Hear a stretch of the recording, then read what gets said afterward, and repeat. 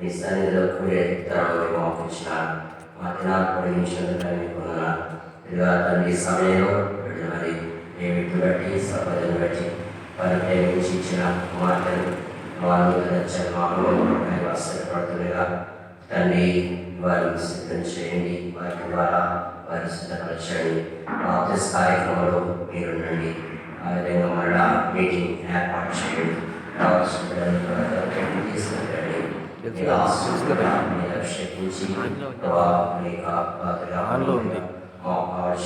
ఆత్మీయ సమయంలో ఆఫీస్ కార్యక్రమం ప్రారంభిస్తుంటుండగా ప్రారంభం చివరి వరకు మీకు కాపుదలు కోరుకుంటూ మనందరినీ చేతి కాపు చెప్పుకుంటూ కాంపౌండ్ చుట్టూ స్థలం చుట్టూ మీ యొక్క కాపుదలని భద్రత కాపు చెప్పుకుంటూ మీ సన్నిధిని ప్రకాశితమవుతూ ఉంచాలి. యేసుక్రీస్తు నామములో స్తుతించి ప్రార్థించి అడిగి వేడుకుంటూ ఉన్నాం. సభలో పాట పాడుతున్నాం. రాసు దేవుడు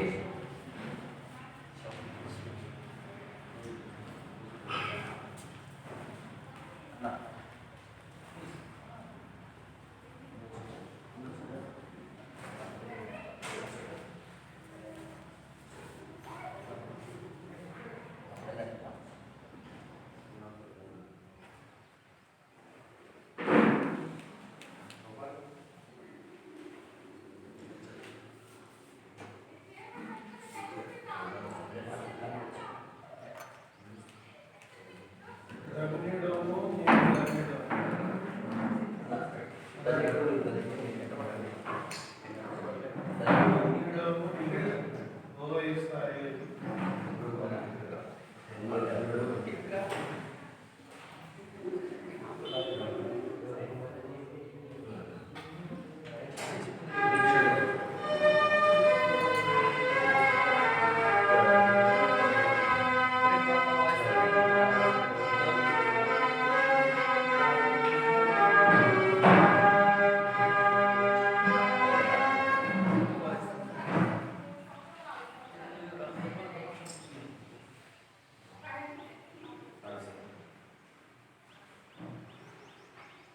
663 పాట 663 ధన్యుడు ఓయిస్రాయేలు.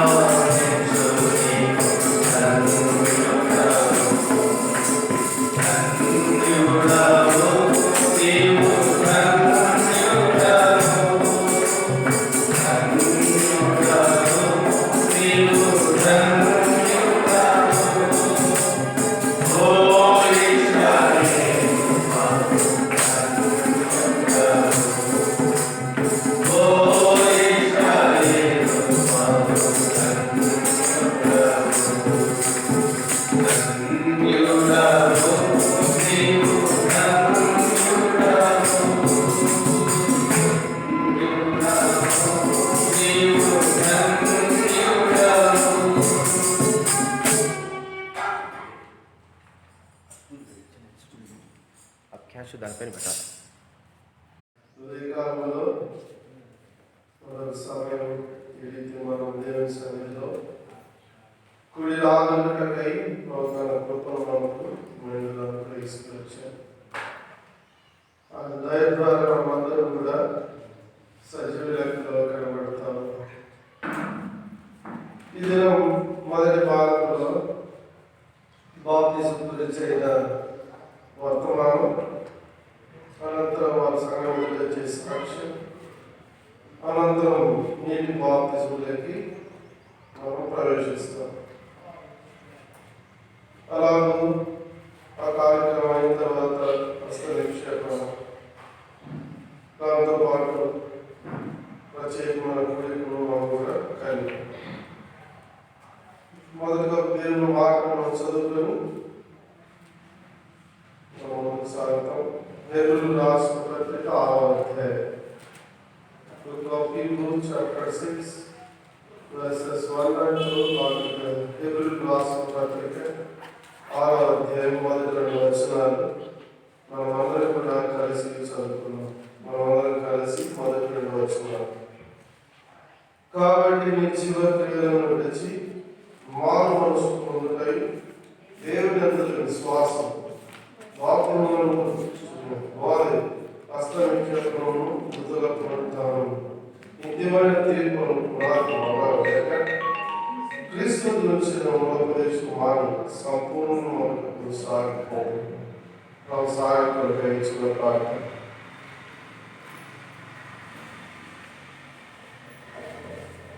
దయగల తండ్రి యేసు ప్రభు నామములో మీకు స్తోత్రాలు. ఈ దినముకై మరోసారి స్తుతిస్తున్నాం. ఉదయకాలంలో బాప్తిజం కొరకైన కూడికలో మమ్మల్ని కూడా సమకూర్చారు. మీ బిడ్డలను కూడా నిజము నుండి క్షేమంగా తీసుకొచ్చారు. మీకు స్తోత్రాలు. రాత్రంతా క్షేమకరమైన నిద్రనిచ్చి ఈరోజు మాకు మరి దయాకీర్తిని ఇచ్చినందుకు స్తోత్రాలు. దయాల ప్రభావం పాడిన పాటను బట్టి కూడా మీకు స్తోత్రములు. నిజమే, మేము ధన్యులము. మా పాపాలు అతిక్రమలు అందరినీ తుడిచివేశారు. మమ్మల్ని మీ ప్రజలను మార్చుకున్నారు. అటు గొప్ప ధన్యతలేని ప్రభావం తీసుకొచ్చినందుకు కూడా స్తోత్రములు. దయాల ప్రభావ బాప్తిజం గురించి అయినా వర్తమాన సందర్భంలో మీరే మాట్లాడారు. పాపం బాప్తిజాన్ని తీసుకున్నప్పుడు వచ్చిన మీ బిడ్డలతో మీరు మాట్లాడారు. వారు కూడా గ్రహించి మీ లేఖనాన్ని గ్రహించిన వారుగా మీ వాక్యానుసారమైన అనుభవంలో బాప్తిజం కూడా వారు కూడా సాక్షించడానికి సహాయపడండి. అలా ఇంకా ఇక్కడ ఎవరైనా రక్షణ పొంది బాప్తిజం తీసుకోకుండా అలాగే వెనకంజ వేస్తూ ఉంటే వారితో కూడా ఈ సమయంలో మీరు మాట్లాడండి. ఈ క్షణంలో వారు కూడా బాప్తిజం సాక్ష్యానికి లోబడుటకు సహాయపడండి. అలాగే నన్ను మమ్మల్ని బలమైన స్థలాలకు అప్పగిస్తూ స్తుతిస్తూ యేసు ప్రభువారి దివ్య నామములో స్తుతించి ప్రార్థించి వేడుతున్నాం తండ్రి. ఆమేన్.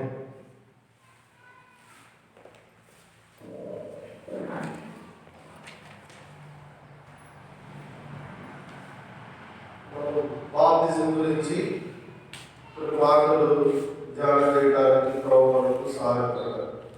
బైబిల్ గ్రంథంలో బాప్తిజం తీసుకున్నట్టు ముందు లేదు.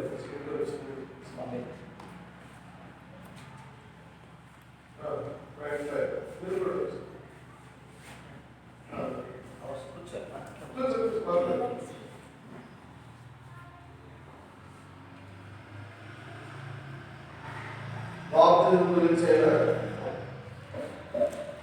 వర్తమానంలో ఆల్రెడీ ఎన్నో సందర్భాలు కూడా వినే ఉంటారు. ఎందుకంటే తరచుగా బాప్తిజం కార్యక్రమాలు మందిరంలో జరుగుతూ ఉంటుంది. స్కూల్లోనూ అలాగే విద్యలోనూ ప్రాంతాల్లో జరుగుతున్న సందర్భాల్లో వర్తమానాలు కూడా మీరు వింటా ఉన్నారు. ఎందుకంటే ఈరోజు ప్రత్యేకంగా బాప్తిజం సాక్ష్యానికి వచ్చిన మీరు, బాప్తిజం తీసుకోవడానికి వచ్చిన మీరు ప్రత్యేకంగా దేవుని వర్తమానాన్ని శ్రద్ధగా వినడం అనేది కూడా చాలా ప్రాముఖ్యం. ఈ వర్తమానం అయిన తర్వాత బాప్తిజం తీసుకోవాలో లేదో మీ జరగడం పైన ఆధారపడి ఎవరు మిమ్మల్ని ఒత్తిడి చేయము, ఎవరు బలవంతంగా బాప్తిజం తీసుకోమని కూడా బలవంతం పెట్టారు. వాక్యానుసారంగా అలాగూ ఆ అనుభవంలో ఉన్నప్పుడు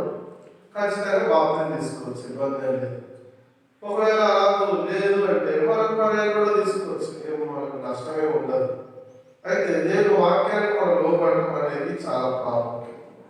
ఈ చదవబడ్డ లేఖన భాగంలో బాప్తిజం గురించిన బోధ అనే మాట్లాడబడుతూ వచ్చింది. అసలు బాప్తిజం అంటే ఏంటి అనేది మనము ఎరుగుట అనేది ప్రాముఖ్యం. ఒక ఆయన బాప్తిజం గురించి ఆయన తెలుసో తెలీదో ముస్లిం కుటుంబంలో నుండి ఆయన రక్షించబడుతూ వచ్చాడు. ఒకసారి తన ఇంటికి వెళ్ళాడు. అమ్మా, నేను బాప్తిజం తీసుకోబోతున్నాను అని గట్టిగా తన తల్లితో చెప్తా వచ్చాడు. అప్పుడు తల్లి అన్నది, వారు ముస్లిమ్స్ కనుక ఆమెకి బాప్తిజం గురించి తెలియదు. ఆమెకి ఏం తెలిసిందంటే బాప్తిజం అంటే, అసలు బాప్తిజం అంటే ఏమనుకుంటున్నారా? సిలువను బాగా కాల్చి నాలుకను లాగి ఆ నాలుక మీద ఆ నిప్పుతో కాలిన సిలువను వాత పెట్టడమే బాప్తిజం అంటారంట. అప్పుడు ఆయన అన్నాడు, అలాగైతే పర్వాలేదే, నాకు ఆ బాప్తిజమే కావాలా అని ఆయన చెప్తా వచ్చాడు. ఇది రియల్గా జరిగింది. ఇప్పుడు బాప్తిజం అంటే ఆమె ఏమనుకుంటుంది? సిలువను బాగా కాల్చి నిప్పులో కాల్చి సిలువ వాతను పెట్టడమే బాప్తిజం అని ఆమె అనుకుంటుంది. సరే, ఇప్పుడు మీరేమనుకుంటున్నారు? ఇప్పుడు మీకు కూడా ఇక్కడ సిలువను కాల్చి వాత పెడతారని మీరు అనుకుంటున్నారా? అట్లా అలాగే జరుగుతుంది. భయపడాల్సిన అవసరం. బాప్తిజం అంటే ఏదో వాతను పెట్టడం అనేది కాదు. కానీ బాప్తిజం గురించి దేవుని వాక్యంలో అనేక వచనాలు రాయబడుతూ వచ్చి ఆ వచనాల్లో మనం అన్నిటిని ధ్యానం చేయలేము. మరలా మనం మీటింగ్ కలిగి ఉండాలి కనుక కొన్ని మాటలు మాత్రం 5 విషయాలు చూసుకొని మనము ముగింపులోకి వస్తాం. మొదటిగా బాప్తిజం అంటే ఏంటి? బాప్తిజం గురించి బైబిల్ ఏం చెప్తుంది? రండి, మత్తయి సువార్త 21వ అధ్యాయం. మత్తయి సువార్త 21వ అధ్యాయము 25వ వచనం అందరం కలిసి చదువుకుందాం. మత్తయి సువార్త 21వ అధ్యాయం 25వ వచనం అందరం కలిసి. యోహాను ఇచ్చిన బాప్తిజం ఎక్కడి నుండి కలిగినది? పరలోకం నుండి కలిగినదా, మనుషుల నుండి కలిగినదా అని అడిగాను. వారు పరలోకం నుండి కలిగిన ఆయన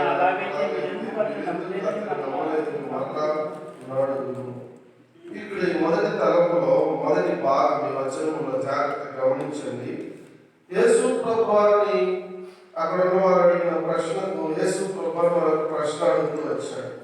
ఈ 25వ వచనంలో యోహాను ఇచ్చిన బాప్తిజం ఎక్కడ నుండి కలిగినది?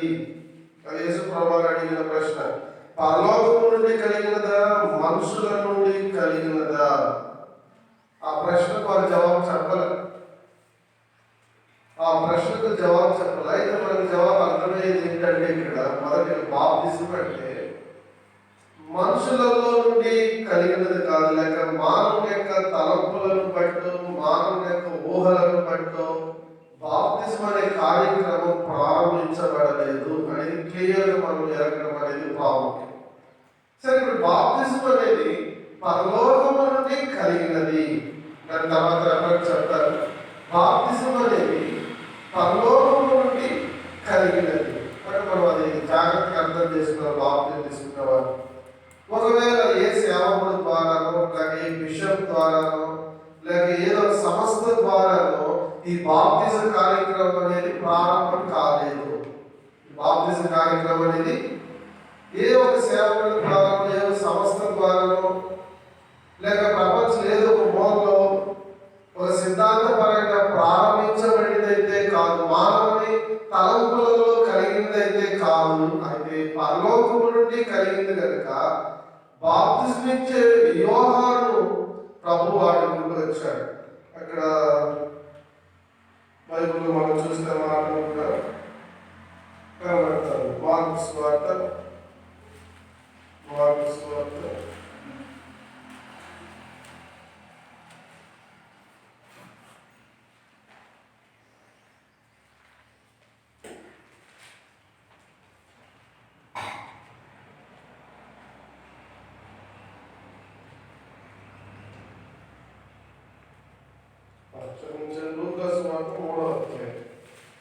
లూకాసు వార్త 16వ వచనం చదవండి. లూకాసు వార్త 3వ అధ్యాయం 16వ వచనం. నేను నీళ్ళలో మీకు బాప్తిస్మం ఇచ్చుచున్నాను. ఇచ్చుచున్నాను. నేను నీళ్ళలో మీకు బాప్తిసం ఇచ్చుచున్నాను అని మాట గమనించాను. ప్రియమైన వాళ్ళారా, నేను బాప్తిసం ఇచ్చుటకే, నీళ్ళలో బాప్తిసం ఇచ్చుటకే ప్రభు ఆయన సిద్ధపరుస్తూ వచ్చాను. కనుక మనం ఈ లేఖనాన్ని అర్థం చేసుకుందాం. మొట్టమొదటిగా బాప్తిజము అంటే మనం అర్థం చేసుకోవాల్సిన ప్రాముఖ్యమైన మాట ఏంటంటే పరలోకము నుండి కలిగినది, అంటే పరలోకపు దేవుడి ద్వారా కలిగినది. ఇదేదో మతానికి సంబంధించినది కాదు. చాలా మందికి అభిప్రాయం ఏమనుకుంటారంటే బాప్తిజం తీసుకుంటే మతంలోకి వెళ్ళిపోవచ్చు, బాప్తిజం అనేది ఒక మతమును పుచ్చుకున్నట అని కొంతమందికి అభిప్రాయం. అయితే అలా కాదు. మతం అనేది కాదు, మార్గం. క్రైస్తవం అనేది ఒక మార్గం. ఆ మార్గంలోకి మనం వచ్చాం అంతే. అయితే బాప్తిజం ఎందుకు, బాప్తిజం అంటే ఏంటి అని బైబిల్ మనకి ఎన్నో విషయాలు మనకు తేటగా తెలియజేస్తాం. కనుక మొట్టమొదటి ఎరగాల్సిన ప్రాముఖ్యమైన సంగతి ఏంటంటే బాప్తిజం అంటే అది పరలోకం నుండి కలిగింది, అది ఆత్మ సంబంధమైనది, అది దేవుడు సిద్ధపరిచినది, దేవుడు నియమించిన కార్యక్రమం. కనుక భూలోకంలో ప్రతి ఒక్కరు కూడా రక్షించబడి మార్పు పొందిన ప్రతి ఒక్కరు కూడా బాప్తిజం పొందడం అనేది చాలా చాలా ప్రాముఖ్యమైనది. కనుక పరలోకం నుండి కలిగింది కాబట్టి ఆ దినాల్లో యేసు ప్రభు కూడా ఈ భూమి మీద బ్రతికిన కాలంలో యేసు ప్రభు కూడా బాప్తిజం తీసుకున్నాడు.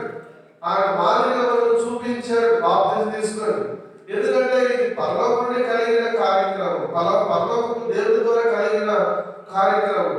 కానీ ఇప్పుడు రక్షించబడి మార్పు పొందిన ప్రతి ఒక్కరూ కూడా పరలోకపు తీర్మానములకు, ఆ చిత్తములకు మనం కూడా లోబడి బాప్తిజం రాక్షంలో పాల్గొనడం, బాప్తిజం తీసుకోవడం అనేది ప్రాముఖ్యం. కనుక మొట్టమొదటిగా మనము ఈ భాగాన్ని గుర్తించడం అనేది ప్రాముఖ్యం. మొదటి తరంలో బాప్తిజం అంటే ఏంటి అంటే అది పరలోకం నుండి కలిగింది. ఇంకా అంటాడు యోహాను సువార్త మొదటి అధ్యాయము, యోహాను సువార్త మొదటి అధ్యాయము 33వ వచనం.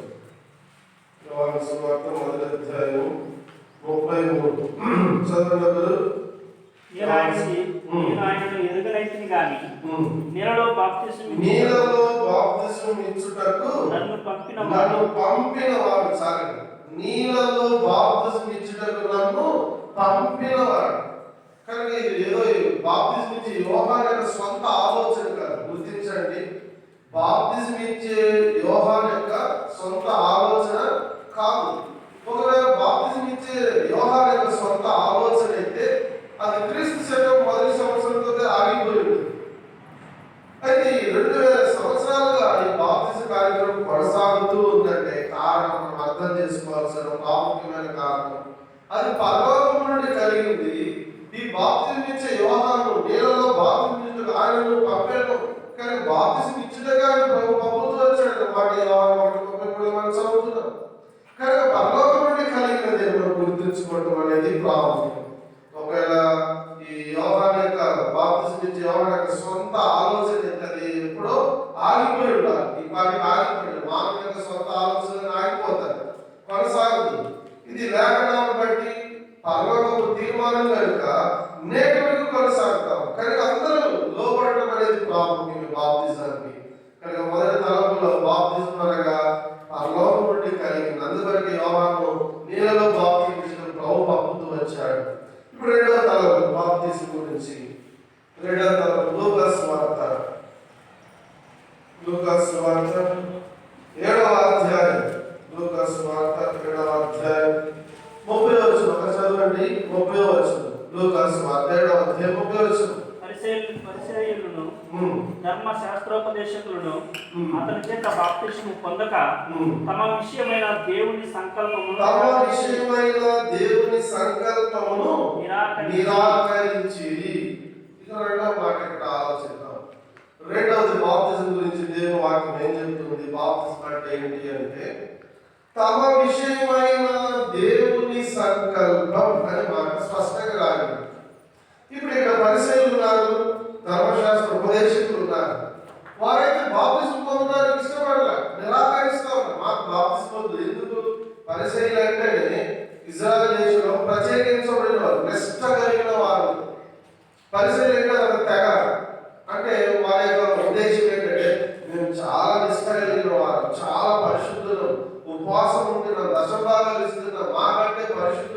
ఈ ఇశ్రాయేల్ గోత్రంలో కూడా ఎవరు లేరని తమను తాము ప్రత్యేకించుకున్న తెగకు సంబంధించిన వాళ్ళు పరిశీలి.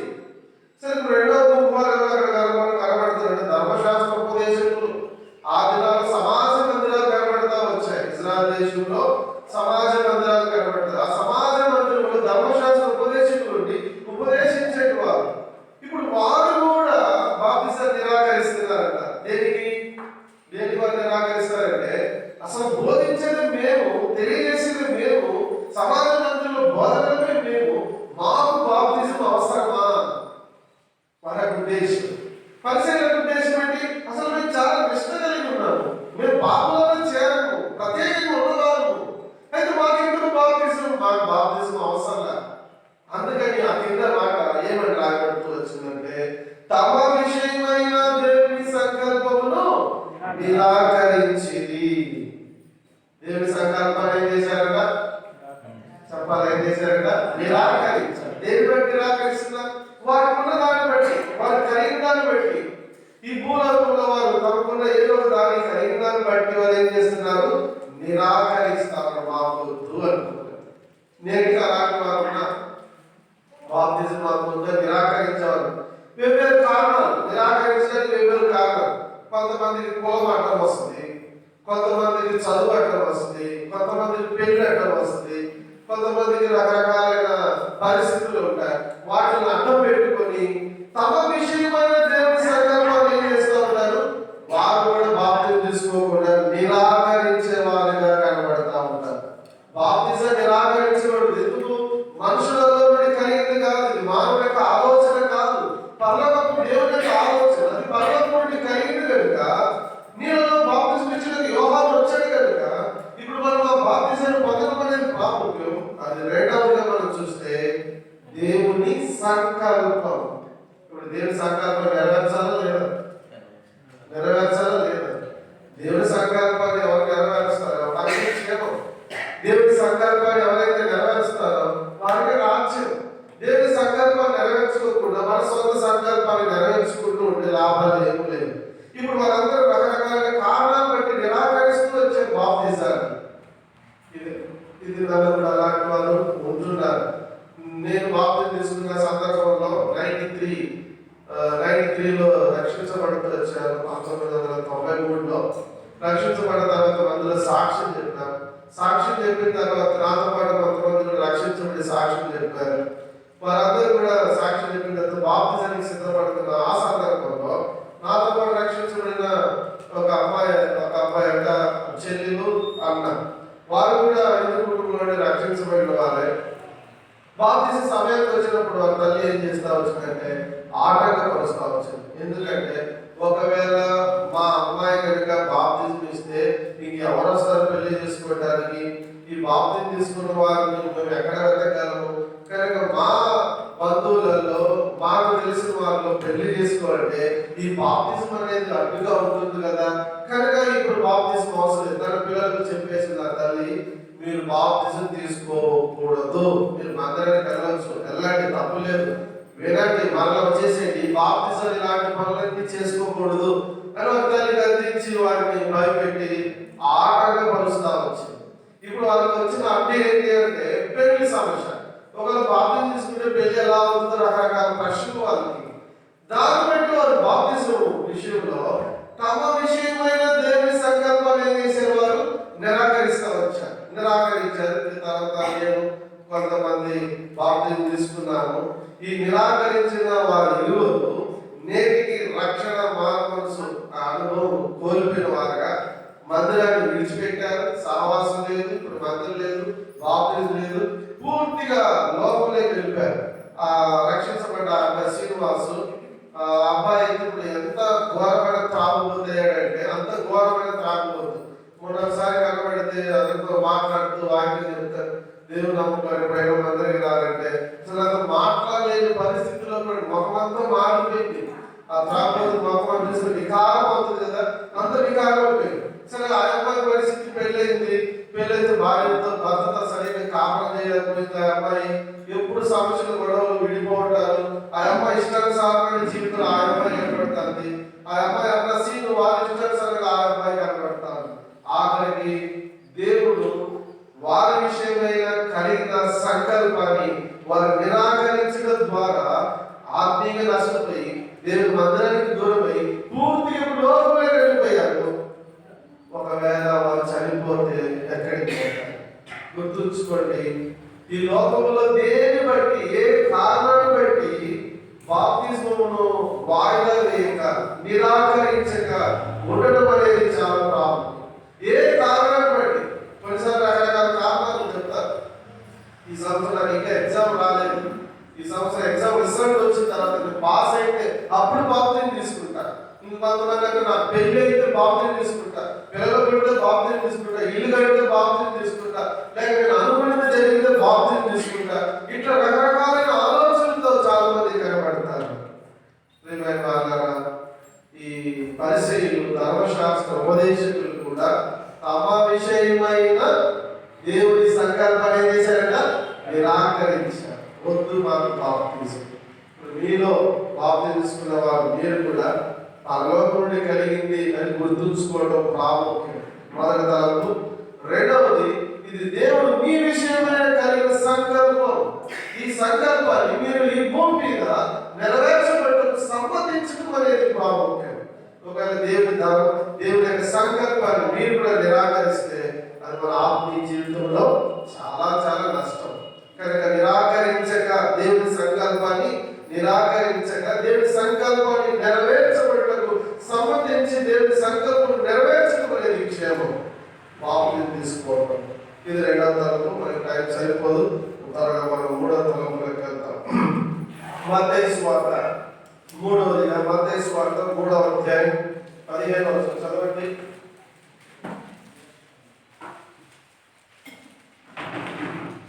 3:15 చదవండి త్వరగా. యేసు ఇప్పటికి కాదు, నీతి యావత్తు ఇలాగూ నెరవేర్చుట మనకు తగిన చాలు. యేసు ప్రభువు కూడా బాప్తిజం తీసుకునేటప్పుడు వచ్చాడు యోహాను చేత. యోహానేమో నేను ఆయన చెప్పుల వారు ఇప్పుడే నేను పాత్రలు కాదు అని యోహాను బాప్తిజం ఇచ్చినందుకు ఆయన సమర్థించరా. ఆయన చేసుకోవాలి ఇక్కడ మాట వాడతారు అక్కడ సందర్భంలో. నీతి యావత్తు నెరవేర్చుట తగి ఉన్నది. ఇప్పుడు ఈ నీతి. మూడవది బాప్తిజం. మనం అర్థం చేసుకుందాం లేఖనాన్ని బట్టి. బాప్తిజం అంటే దేవుని నీతిని నెరవేర్చుట. ఏం నెరవేర్చుట? దేవుని నీతిని నెరవేర్చుట. ఇప్పుడు దేవుని నీతిని నెరవేరుస్తున్నాం. మీరు నీటి బాప్తిజంలోకి వచ్చిన ద్వారా, నీతి బాప్తిజం పొందడం ద్వారా మీరు ఏం చేస్తున్నారు? అది పరలోకం కలిగిన బాప్తిజమును మీరు నెరవేరుస్తూ ఉన్నారు. దేవుని సంకల్పాన్ని నెరవేరుస్తూ ఉన్నారు. దేవుని యొక్క నీతిని కూడా మీరు నెరవేర్చుతున్న వారుగా కనబడుతున్నారు. ఒకవేళ బాప్తిజం ఉందని మనం కనుక నిరాకరిస్తే దేవుని నీతిని నిరాకరించినట్లే. కానీ నీతి ఎవరు అలా జరగాల్సిందే. ఇప్పుడు నీతిని అలా నెరవేర్చడం అనేది ప్రాముఖ్యం. యోహాను రాసిన మొదటి పత్రిక 3వ అధ్యాయం 7వ వచనం. యోహాను రాసిన మొదటి పత్రిక 3వ అధ్యాయం 7వ వచనం చదవండి అందరూ బిగ్గరగా.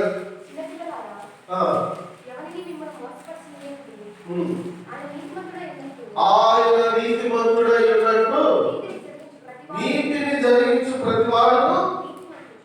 ఇప్పుడు ఆయన నీతిమంతుడు. మొదటి యోహాను 3వ అధ్యాయం 7వ వచనం. మొదటి యోహాను పత్రిక 3వ అధ్యాయం. ఎవరిని మిమ్మల్ని మోసపరచనీకుడి, ఆయన నీతిమంతుడై ఉన్నట్లు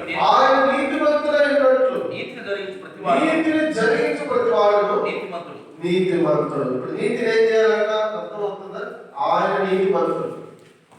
వినండి, ఆయన నీతిమంతుడు. ఇప్పుడు నీతిని జరిగించు ప్రతి వాడు ఏమవుతున్నాడంట?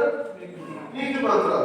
సరే, ఇప్పుడు మనం మరలా వచనాన్ని మనం గుర్తు చేసుకుంటాం. మత్తయి 3:15 అక్కడ ఏమంటారు? నీతి యావత్తు నెరవేర్చుట మనకు తగినది. ఇప్పుడు నీతిని నెరవేర్చిన ద్వారా మనం ఏమవుతాం? నీతిమంతులు అవుతాం. నీతిని నెరవేర్చడంలో మొదటి భాగమే నీతి బాప్తిజం మనం పొందడం ద్వారా నీతిని నెరవేర్చుతున్నాము. ఇప్పుడు 3వ తలంపు జాగ్రత్తగా అర్థం చేసుకునే లేఖనాన్ని. ఆయన నీతిమంతుడై ఉన్నట్లు నీతిని జరిగించు ప్రతి వాడును నీతిమంతుడు. నీతిని జరిగించు ప్రతి వాడు. నీతిని జరిగించాలి. ఆ నీతిని జరిగించడం మొదటగా మనం జరిగించాల్సిన మొదటి కార్యక్రమమే బాప్తిజం. అలాగే మనం బాప్తిజ సాక్ష్యం పొందడం ద్వారా, బాప్తిజం తీసుకోవడం ద్వారా దేవుని నీతిని నెరవేర్చుతున్నాం. అప్పుడు మనం నీతిమంతులుగా కనబడతాం. అప్పుడు నీతిమంతులు తన తండ్రి రాజ్యంలో సూర్యుని వలె తేజరిల్లును. అప్పుడు నీతిమంతులు తండ్రి రాజ్యంలో ఉంటారు. అయితే మన జీవితంలో నీతి లేకుండా, నీతిని నెరవేర్చకుండా, నీతిమంతులుగా లేకుండా ఎట్లా తండ్రి రాజ్యంలో తేజరిల్లగలరు? అర్థం చేసుకున్నాం లేఖనాన్ని. అందుకే యేసుప్రభువు అక్కడ మాట తెలియజేస్తా ఉన్నాడు. మత్తయి 3:15లో నీతిని మనం నెరవేర్చాలి. ఇది దేవుని నీతిని నెరవేర్చాలి. బాప్తిజం అనేది తమాషా కాదు. బాప్తిజం అనేది మతానికి సంబంధించింది కాదు. బాప్తిజం అంటే దేవుని నీతిని నెరవేర్చడే బాప్తిజం. అలా ఈ శ్రేష్టమైన అనుభవాన్ని కలిగి ఉండటం అనేది ప్రాముఖ్యం. నాలుగు మత్తయి సువార్త 28:19-20. మత్తయి సువార్త 28:19-20.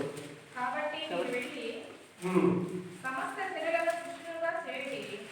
తండ్రి యొక్కయు కుమారుని కుమారుని పరిశుద్ధాత్మయు నామములోనికి వారికి బాప్తిజం ఇచ్చుచు నేను మీకు ఏ సంగతులను ఆజ్ఞాపించితినో వాటన్నిటినీ గైకొనవలెనని వాటన్నిటిని గైకొనవలెనని వారికి బోధించారు.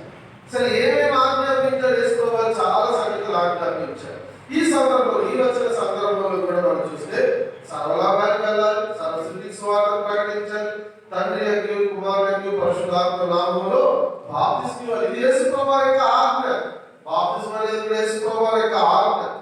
ఇప్పుడు యేసుప్రభువు చెప్తున్నాడు, నేను మీకు ఏ సంగతులను బోధించిన వాటన్నిటిని వారు కైకొన్నారు. ఇప్పుడు నాలుగోది మనం ఈ లేఖనాన్ని బట్టి అర్థం చేసుకోవాల్సిన ప్రాముఖ్యమైన మాట ఏంటంటే, బాప్తిజం అనగా నాలుగోది యేసు ప్రభువారు ఇచ్చిన ఆజ్ఞను నెరవేర్చుట.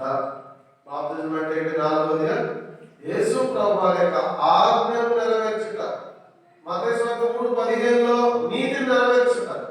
లూకా 7:30లో సంకల్పాన్ని నెరవేర్చుట. కనుక అలా బాప్తిజం విషయంలో ఆయన యొక్క ఆజ్ఞను నెరవేర్చడం అనేది కూడా ప్రాముఖ్యమే.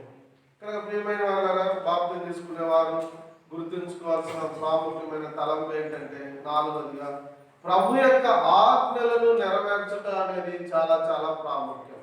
ఇప్పుడు మీరు బాప్తిజం సాక్ష్యంలోకి వచ్చారు, నీటి బాప్తిజం పొందబోతున్న మీరు ఏం చేస్తున్నారంటే, యేసు ప్రభువారు ఇచ్చుకున్న ఆజ్ఞను నెరవేరుస్తా ఉన్నారు. ఒకవేళ బాప్తిజం నాకు వద్దు నిరాకరించి వెళ్ళిపోతే ఆయన ఆజ్ఞను నిరాకరించినట్లే.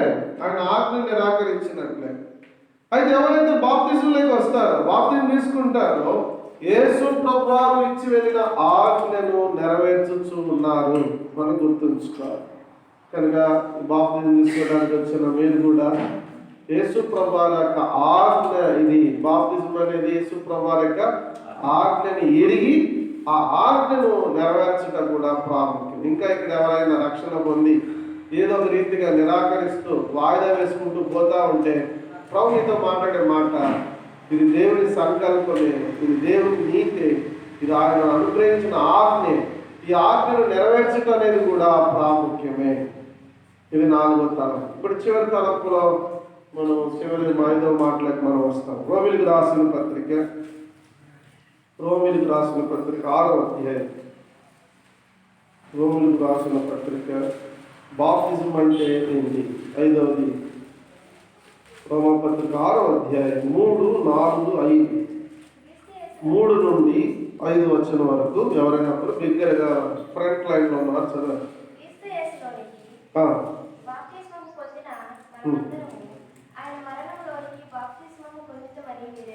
ఆయన మరణములోనికి బాప్తిజం పొందుతామని మీరు ఎరుగరా? ఒకటి గుర్తుపెట్టుకోండి. రెండవది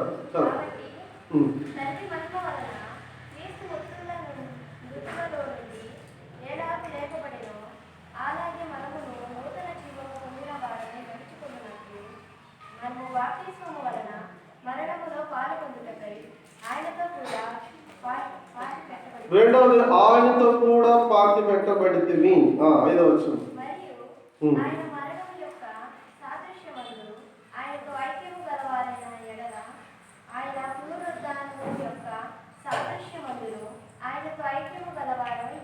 పునరుద్ధాన సాదృశ్యమందు ఆయనతో ఐక్యము గలవారమై. ఇప్పుడు 3 మాటలు ఇక్కడ చదివాం, 3 వచనాలు. 3వ వచనం మరణాన్ని గురించి తెలియజేస్తాం. 4వ వచనం పాతి పెట్టబడుట భూస్థాపన గురించి తెలియజేస్తాం. 5వ వచనం పునరుద్ధానం గురించి మాట్లాడతాం. యేసు ప్రభువు మానవకోటి ప్రజలందరి కొరకై ఈ లోకానికి వచ్చి మరణించాడు, సమాధి చేయబడ్డాడు, 3వ దినం మృత్యుంజయుడై లేచాడు. ఇప్పుడు బాప్తిజం అంటే ఏంటి అంటే 5వదిగా మనం ఆలోచిస్తే ఈ 3 పదాలను కలిపి 5వ తలంపుగా మనం చూస్తా ఉన్నాం. కనుక ఇప్పుడు ఈ 5వ తలంపు ఏంటంటే 5వ తలంపు బాప్తిజం అనగా మరణము, భూస్థాపన, పునరుద్ధానములో ఐక్యపరుచుకుంటా. యేసు ప్రభువు మన నిమిత్తమే మరణించాడు. ఇప్పుడు ఆ మరణంలో మనలను కూడా మరణం యొక్క సాదృశ్యంలో ఐక్యపరుచుకుంటా. యేసు ప్రభువు పాతి పెట్టబడ్డాడు, అలాగే మనము కూడా పాతి పెట్టబడ్డకు మనల్ని కూడా ఐక్యపరచుకుంటా. అలాగే యేసు ప్రభువు మరణాన్ని జయించి తిరిగి లేచాడు, అలాగే మనం కూడా పునరుద్ధానం యొక్క సాదృశ్యంలో మనలను ఐక్యపరుచుకుంటా. మరణ, భూస్థాపన, పునరుద్ధానంలో మనల్ని ఐక్యపరుచుకున్నటే బాప్తిజం. ఎట్లా? లోకానికి మనం చనిపోయాము, క్రీస్తు కూడా సిలువేయబడ్డాం. ఇప్పుడు చనిపోయిన శవాన్ని ఏం చేస్తారు? పాతి పెడతారు. అందుకని నీటిలోకి తీసుకెళ్లి నీటిలో ముంచడం ద్వారా పాతి పెట్టుకున్నారు. యేసు ప్రభువు ఎలాగో మృత్యుంజయుడై మరణాన్ని జయించి తిరిగి లేచాడో ఇప్పుడు పునరుద్ధానంలో ఐక్యపరుచుకున్నట్లుగా నీళ్ళలో ముంచి అలాగ లేపబడడం ద్వారా వారు యేసు ప్రభువు యొక్క పునరుద్ధానంలో ఐక్యపరచబడుతూ ఉన్నారు. ఇప్పుడు ఈ 3 మాటలు మనం గుర్తుంచుకున్నాం. 5వ తలంపులో యేసు ప్రభువు యొక్క మరణ, భూస్థాపన, పునరుద్ధానములో మనల్ని ఐక్యపరుచుకున్నట్టే బాప్తిజం. ఇలాంటి శ్రేష్టమైన బాప్తిజాన్ని మనం ఎందుకు నిరాకరించాలి? చాలా మంది తెలియక అనేకమైన భూ సంబంధమైన వాటి కొరకై బాప్తిజమును నిరాకరించే వారు ఎంతో మంది లేకపోలేదు. అయితే యేసు ప్రభువు యొక్క మరణ, భూస్థాపన, పునరుద్ధానములతో మనల్ని ఐక్యపరుచుకునే ఈ కార్యక్రమములకు, బాప్తిజములకు చాలా మంది ముందుకు రాలేకపోతా ఉన్నారు. రక్షించబడి నిజంగా దేవుని ప్రజలుగా మార్చబడిన వారు ఈ 5 తలంపులను గుర్తుంచుకున్న వారుగా, ఎరిగిన వారుగా, ఎరిగి అలాగే బాప్తిజములో పాల్గొనడం ద్వారా నిర్దోషం. సరే, ఇప్పుడు బాప్తిజం అంటే ఏంటో మనం 5 విషయాలు చూసాం. ఒకటి పరలోకం నుండి కలిగింది, దేవుని సంకల్పం, తర్వాత దేవుని యొక్క నీతి, ఆయన ఆజ్ఞ, అలాగే మరణ, భూస్థాపన, పునరుద్ధానంలో ఐక్యపరుచుకుంటే 5 విషయాలు మనం చూసాం. ఇది బాప్తిజం అంటే ఏంటి అని తెలుసుకుంది. సరే, ఇప్పుడు బాప్తిజం పొందేవారు ఎలాంటి వారి నుండి బాప్తిజం పొందాలా? దానిలో కొన్ని మాటలు ఉండే, అన్ని చాలా మాటలు ఉన్నాయి. ఇంకా అన్ని చెప్పను, ఒకే వస్తాం మా వచనాన్ని మాత్రం మనం చదువుతాం. ఒకే ఒక వచనం లూకా సువార్త బాప్తిజం పొందబోయే వారి కొరకైన ప్రాముఖ్యమైన మాట. 3వ అధ్యాయం 3వ వచనం మొదటి భాగం చదువుతాం. అంతటా అతడు వచ్చి పాప క్షమాపణ నిమిత్తము మారు మనసు విషయమై బాప్తిసము పొందవలని యోర్దాను నది ప్రదేశమంతటా ప్రకటించుచుండెను. ఇప్పుడు బాప్తిసం గురించి ఎవరు తీసుకోవాలి అంటే, ఇప్పుడు 5 విషయాలు ఇంతకు ముందు చెప్పాను కదా, ఇంత బాగుంది కదా బాప్తిసం, నాకు కూడా కావాలి, నేను కూడా పొందుతానండి. అందరి ముందుకు రావడానికి వీల్లేదు. మళ్ళీ అక్కడ కూడా మనం జాగ్రత్తగా ఆలోచించడం ప్రాముఖ్యం. మంచిదే, దేవుని సంకల్పమే, నీతే, దేవుని ఆజ్ఞే. ఆయన మరణ, భూస్థాపన, పునరుద్ధానం ఐక్యపరుచుకున్నట్టు కాదనట్లేదు. అయితే బాప్తిజం తీసుకునేవారు ఎలాంటి అనుభవంలోకి రావాలని దైవ గ్రంథం చెప్తా ఉందంటే, ఇక్కడ రాయబడింది వచనంలో 3వ వచనంలో పాప క్షమాపణ నిమిత్తము ఒకటి, 2వ మారు మనసు విషయమై బాప్తిజం పొందాలి. బాప్తిజం ఎట్లా పొందాలా? ఎవరు పొందాలా? అందరు కాదు. నిజంగా పాప క్షమాపణ పొందిన అనుభవం ఉందా? అప్పుడు బాప్తిజానికి రావచ్చు. 1993వ సంవత్సరం ఏప్రిల్ మాసం 20వ తారీఖు నాకు కూడా సువార్త చెప్పండి. యేసు ప్రభువు యొక్క వర్తమానం విన్నాను. విని గ్రహించాను. ఆయన శిలువ మరణాన్ని నా కొరకు ఆయన గ్రహించాను. 21వ తారీఖు ఉదయకాలం ఏడ్చి కన్నీటితో నా పాపములన్నిటినీ ఒప్పుకున్నాను. ఎప్పుడైతే నా పాపాలన్నీ ఒప్పుకున్నానో నా పాపాలు క్షమించబడిన నిశ్చయిత నాకు దొరుకుతా వచ్చింది. ఎట్లా దొరికింది? అది నా ఆత్మల గ్రహింపు. ఎట్లా నా ఆత్మలో నేను గ్రహించగలిగాను? ఒక ఆయన 100 కేజీల బస్తాను మోసుకుంటూ పోయాడు అనుకోండి. ఒక అరగంట మోసాడు, మీకు అర్థం కాదని చెప్తున్నాను. అరగంట మోసిన తర్వాత ఆ బస్తాను దించాడు. దించుతాడు, ఎట్లా ఫీల్ అవుతాడు? చాలా నెమ్మదిగా, అబ్బా ఇంత భారం తగ్గిపోయింది, ఇంతసేపు మోసాడని అమ్మయ్యా ఊపిరి పీల్చుకుంటే అంత రిలాక్స్గా ఉండడానికి అంత నెమ్మదిగా ఉంటాడు. ప్రియమైన వాళ్ళారా, మీరు నమ్ముతారో లేదా కానీ నా జీవితంలో ఆ దినం మరవలేని దినం. ఎప్పుడైతే నా పాపాలు ఏడ్చి కన్నీటితో ఒప్పుకున్నానో నా పాపాలు క్షమించబడింది. ఎంత నెమ్మది నేను అనుభవించానంటే నేను ఆత్మలు అంత గ్రహించగలిగాను. ఇక ఆ సంతోషం నేను పట్టజాలకపోయింది. నా స్నేహితుల దగ్గరికి వెళ్ళి చెప్తున్నా, నేను యేసుప్రభువుని నమ్ముకున్నా, మీరు యేసుప్రభువుని నమ్ముకున్నాను, వెంటనే ప్రారంభించాను. ఆ నెమ్మది ఎట్లా దొరికిందంటే పాపాలు ఒప్పుకోవడం ద్వారా, పాప క్షమాపణ కలుగడం ద్వారా. ఇప్పుడు మీరు బాప్తిజం తీసుకోవడానికి వచ్చిన మీరు కూడా పాప క్షమాపణ పొందారా? పాపాలు ఒప్పుకున్నారా? మీ పాపాలు క్షమించబడిన నిశ్చయిత మీకుందా? కన్నీటితో మీ పాపాలు ఒక ఆయన అన్నాడు. ఆయన ఎట్లా తన పాపాలు ఒప్పుకున్నాడంటే ఉదయం పండ్ల మీదకి వెళ్ళాడంట. వెళ్ళి సాయంత్రం చీకటి పడేంత వరకు ఏడ్చి ఒక్కొక్కటి ఏదైతే ప్రభువానికి తెలియజేస్తా అన్నిటిని ఒప్పుకొని కన్నీటితో ఒప్పుకొని తర్వాత సాయంత్రం దిగి వచ్చాడు. రోజంతా ఒప్పుకున్నాడు. మన పాపాలు మనం ఒప్పుకుంటే పాప క్షమాపణ తర్వాతే బాప్తిజం. పాప క్షమాపణ పొందకుండా ఒక ఆయన ప్రభు నమ్ముకున్నాడు అన్నాడు. ఎట్లా నమ్ముకున్నాడు అంటే ఎబ్రోన్ క్యాలెండర్ ఉంటుంది కదా మనకి, ఆ క్యాలెండర్లో చదివిన వాక్యం చదివాడు. ఆ వాక్యం చదివి నేను యేసుప్రభువుని వారిని నమ్ముకున్నాను. ఓన్లీ వాక్యం చదివి నేను యేసుప్రభువుని వారిని నమ్ముకున్నాను. లోతైన కార్యం జరగదు అక్కడ.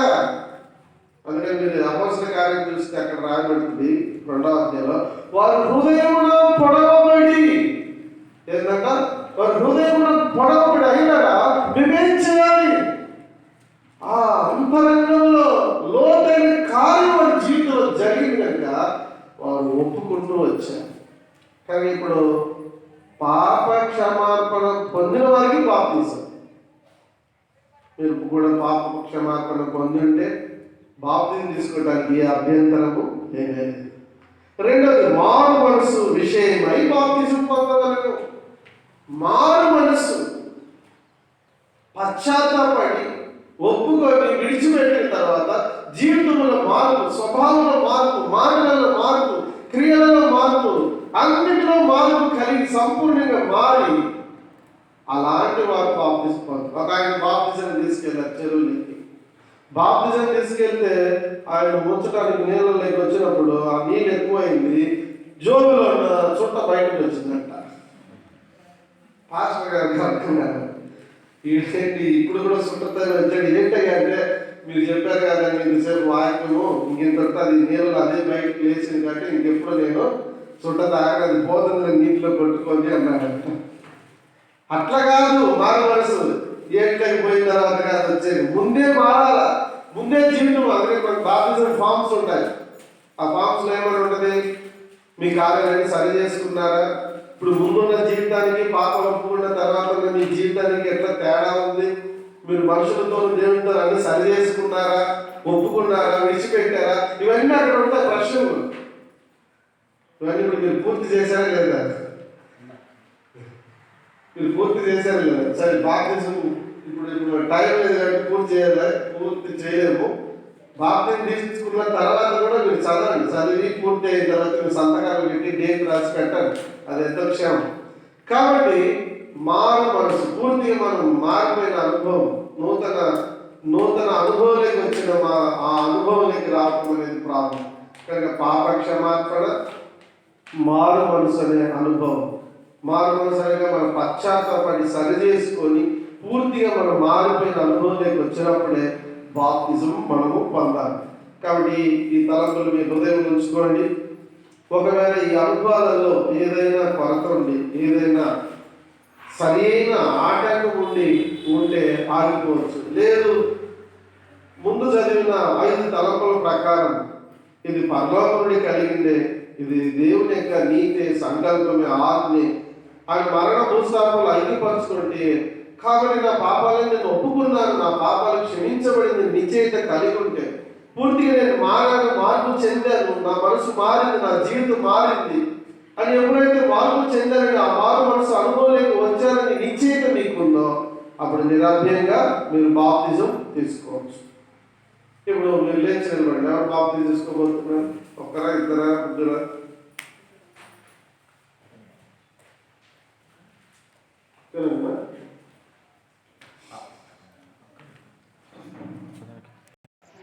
యేసు ప్రభువాన్ని సొంత రక్షకుడిగా, దేవుడిగా, యేసు ప్రభువే నా పాపముల కొరకై మరణించాడు, సమాధి చేయబడ్డాడు, తిరిగి లేచాడు అని నమ్మి నా పాపములన్నీ, ఇరుకులు, ఇబ్బందులు, రకరకాలైన పోరాటాలు ఆత్మీయ జీవితంలో అనుమతించబడతాయి. వాటన్నిటిని సహించి క్రీస్తు కొరకై నిలబడతామని నిశ్చయిత నీకుందా? క్రీస్తు కొరకై నిలబడతావా? దేవునితోనూ మనుషులతోనూ నీ కార్యాలయాన్ని సరి చేసుకున్నావా? అప్పులు ఏమన్నా ఉన్నాయా? ఒకరు ఉన్నాయా లేదా? సరే, వాక్యానుసారంగా నువ్వు బాప్తిజం తీసుకునేటకు ఏ ఆటంకం లేదు కదా? సరే, ఇప్పుడు మీరు ఉన్నారు సంఘంగా, దేవుని వాక్యానుసారంగా ఆమె సంఘం ఎదుట ఇచ్చిన సాక్ష్యాన్ని మీరు విన్నారు. ఇప్పుడు దేవుని కృపను బట్టి మనం బాప్తిజం, సిస్టర్కి బాప్తిజం ఇయ్యేటట్టు మనం బాప్తిజం కార్యక్రమంలోకి వెళ్తాం. ఇప్పుడు చిన్న ప్రార్థన అవుతుంది. ఆ ప్రార్థన అనంతరం ఇక్కడ పాట పాడతారు. పాట పాడే సమయంలో అందరూ వరుసగా దొడ్డి దగ్గరికి వెళ్ళి నిలబడతారు. తర్వాత అక్కడ బాప్తిజం ఉంటుంది. చిన్న ప్రార్థన. సమయమైన ఏ స్థితికైనా నా జీవితములో యేసు చాలును. నరులెల్లరూ నన్ను విడచినను, శరీరము కొల్లి కృషించినను, నరులెల్లరూ నన్ను విడిచినను, శరీర ఐశ్వర్యము నన్ను విడిచినను, హరించునన్న ఐశ్వర్యము విరోధి వల్ల నన్ను విడచినను, యేసు చాలును, యేసు చాలును. మయమైన ఏ స్థితికైనా నా జీవితములో. ప్రార్థన. దయగల తండ్రి, యేసు ప్రభు నామములో మీకు స్తోత్రాలు. ఈ దినం బట్టి మరొకసారి వాళ్ళు స్తుతిస్తూ ఆరాధిస్తూ ఉన్నాం. మానవ కోటి ప్రజలను ప్రేమించి ఈ భూమి మీద కరుదించి మీ రుధిరంబు కార్చి మరణించి సమాధి చేయబడి 3వ దినం మృత్యుంజడి లేచిన ప్రభువా మీకు స్తోత్రాలు. మీ బిడ్డ ఎలిజబెత్ కొరకు స్తోత్రాలు. దయగల తండ్రి, మీ సిలువ కార్యాన్ని తన హృదయములో మీరు జరిగించి మీ సిలువ ప్రేమ చేత ఆకర్షించారు. చీకటిలో నుండి, అంధకారము నుండి విడిపించి వెలుగులోకి తెచ్చారు. మీ బిడ్డగా, మీ కుమార్తెగా మార్చుకున్నందుకు కొరకై స్తోత్రాలు. ఈ దినం పరలోకపు దేవుని ఎదుటను, అలాగే తండ్రి సంఘం ఎదుటను ప్రభావం ఇచ్చే సాక్ష్యం బట్టి మీకు స్తోత్రములు. మీ బిడ్డను దీవించు, మీ కరుణా హస్తాలకు అప్పగిస్తూ స్తుతిస్తూ యేసు ప్రభు నామములో స్తుతించి ప్రార్థించి వేడుతుంటున్నాము తండ్రి, ఆమేన్. సహోదరి ఎలిజబెత్, మీరు ఇచ్చిన సాక్ష్యమును బట్టి, అలాగే వాక్యానుసారముగా తండ్రి, కుమార, పరిశుద్ధాత్మ నామములో నీకు బాప్తిజం ఇస్తున్నాం.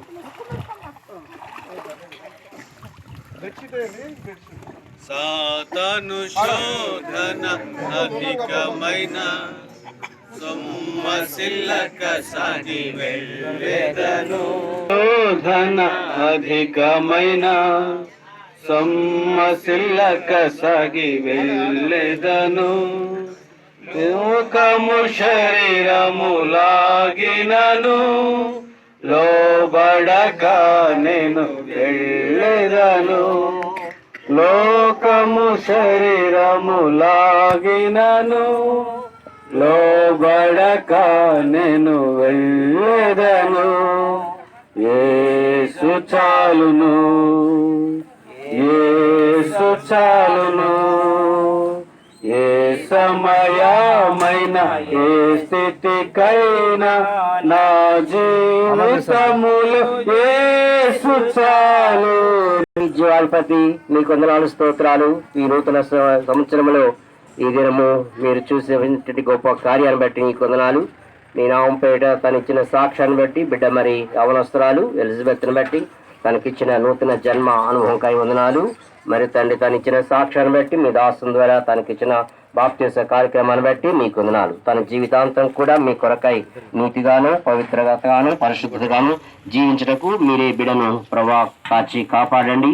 సాతాను క్రియలు ఏది కూడా అన్నిటినీ మీరు ఆ యొక్క సమస్తమును ప్రభా మరి బంధించి పాతిపెట్టినందుకు తన జీవితంలో ఇచ్చిన జయ జీవితాన్ని బట్టి మీ వందనాలు చెల్లిస్తూ బిడ్డ పట్ల మీ కాపుదల భద్రత కోరుకుంటూ యేసుక్రీస్తు వారి ప్రశస్త నామంలో ప్రార్థించి అడిగి వేడుకుంటూ ఉన్నాము తండ్రి, ఆమేన్. बोलो जिंदा खुदावन प्रभु यीशु मसीह के यशकोलवासी యేసు క్రీస్తు ప్రభునకే పాప క్షమాపణ ఇచ్చిన యేసు క్రీస్తు ప్రభునకే బాప్తిస్మలో కృప చూపిన యేసు క్రీస్తు ప్రభునకే హల్లెలూయా.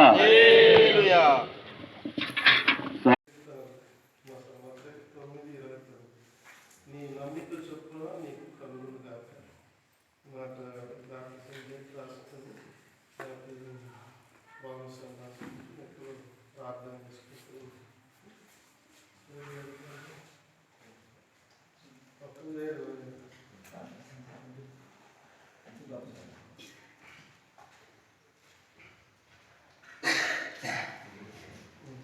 దేవన తండ్రి కృపా కలిగిన దేవ యేసుక్రీస్తు ప్రభువును ఆరాధిస్తా ఉంటున్నా.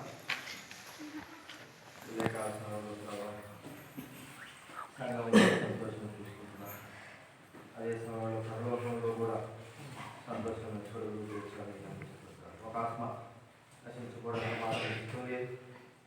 ప్రభావ చేర్చబడడం ద్వారా, రక్షించబడడం ద్వారా, మార్గం పొందడం ద్వారా, అంగీకరించడం ద్వారా పరలోకంలో దోచులు సంతోషం చూడగలుగుతున్నాం.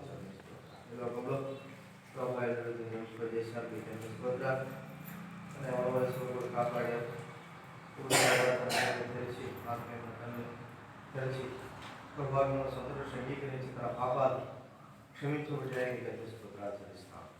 ఈ విధంగా తల్లి ఈరోజు తల్లి మరి సంఘం ఎదురు అందరి ఎదురు సాక్ష్యాన్ని బట్టి స్తోత్రాలు. భారతదేశం మీ సంకల్పానికి అప్పచెప్పుకున్నది.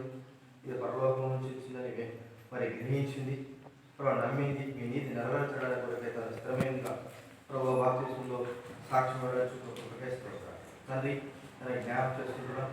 హస్తక్షేపం ద్వారా కూడా జ్ఞాపకం చేసుకుని తండ్రి మరి ఇప్పుడు నుంచి విలాసాలు సంఘంలో అంగంగా ప్రభు మిమ్మల్ని సేవించే బిడ్డగా, సంఘానికి క్షేమాభివృద్ధి కలిగించే బిడ్డగా సహాయం చేయాలని ప్రజల క్షేమం ద్వారా తన కలిగినటువంటి భావనలు కేవలం మీ సేవకు, మీ ప్రత్యేక కొరకు ఆ ప్రభా సంఘ క్షేమం కొరకు, అభివృద్ధి కొరకై ప్రభా మీ దాసులను బలపరచవలసిన చేసుకుంటున్నాం, జ్ఞానం చేసుకున్నాం.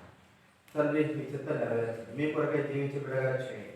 సంఘ క్షేమం కొరకు బలపరచవలసిన మనం చేస్తూ తండ్రి సంపూర్ణంగా తన భవిష్యత్తు సంపూర్ణంగా మీకు అప్పచెప్పుకుంటూ సంఘంలో పిల్లల ప్రార్థన మందిరంలో ప్రభా తాను మిమ్మల్ని నమ్మకంగా సేవించే బిడ్డగా చేయవలసిన మనం చేసుకుంటున్నాం.